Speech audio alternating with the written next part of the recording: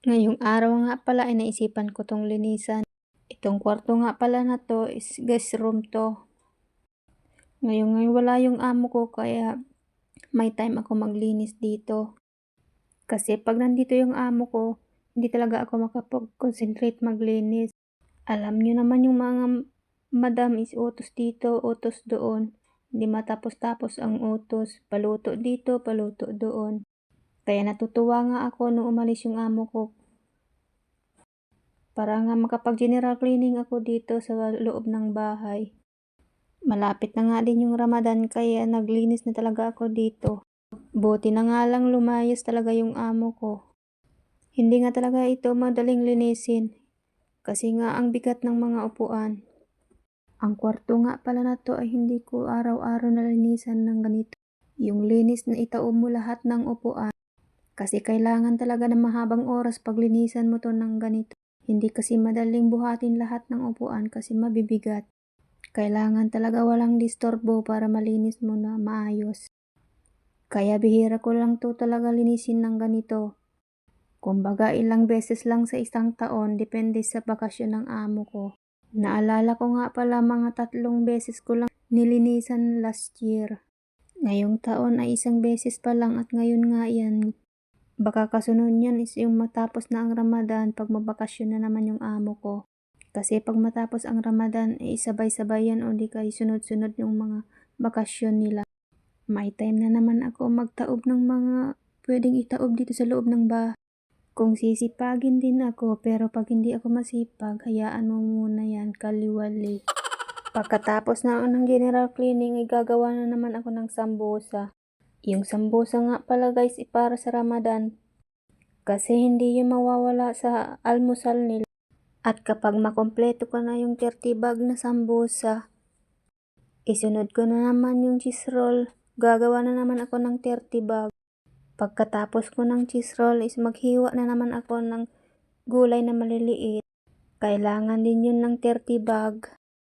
Ang Ramadan nga talaga ang pinakamahirap dito sa Middle East. Lalo na kapag mag-isa ka lang. Buti nga lang yung amo ko is may concern sa katulong. Tuwing Ramadan nga pala guys, hindi ako naghuhugas. Kasi nga guys, kumukuha yung amo ko ng tagahugas dito. Pero ako na maghugas yung pinagkainan nila kapag kumain sila sa mga bandang alauna ng madaling araw. Sa totoo lang guys, malaking tulong ang tagahugas na kinukuha ng amo ko. Kasi nga po kapag wala talagang tagahugas, hindi ko na talaga maitaas ang panty ko. May isang Ramadan nga pala na hindi kumuha yung amo ko ng tagahugas. Panahon nga pala yun ng pandemic.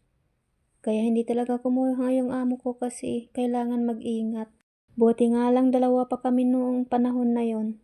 At saka yung mga ibang ginamit pala namin noon is puro plastic.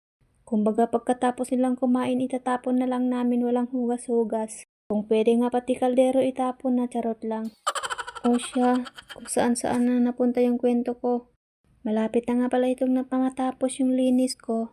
Nataob ko na lahat ng upuan at saka nalinisan ko na. Ibalik na natin sa mga kanya-kanyang pwesto. Para lipat na naman tayo sa ibang sulok ng bahay. Para nga pag-uwi ni amo ay matutuwa naman sa'yo. Baka sakaling may hadiah. Asas! Inabot ko nga pala to ng 2 oras. Sabi ko nga sa inyo hindi madaling linisin to. Bukod nga sa mabigat lahat ng upuan, masikip pa yung kwarto. Kailangan mo talaga ilabas yung ibang upuan, dalhin sa ibang bansa. Charot. At ito na nga patapos na ilagay na natin yung mga maliliit na unan. Sunod nga pala nito guys is linisin ko yung ilalim ng hagdan. Kasi yun yung tambayan ng amo ko tuwing taglamig. Saka yun din yung tambayan nila kapag Ramadan. Doon nga sila magtambay para maghigop-higop ng gawa at saka syahi. O eto na patapos na guys, linisin ko muna yung mga gilid-gilid dito sa loob ng kwarto. Tsaka yung floor mat nga pala guys is vacuumin na natin para malinis talaga ng maigi. Very good talaga ako dito sa amo ko. Kaya lang yung floor mat guys is hindi pa na yan nalabhan. Sigurado pagbalik ng amo ko sabi niya, silihada kasi. Pero hindi ako naglalaban ng ganyan guys.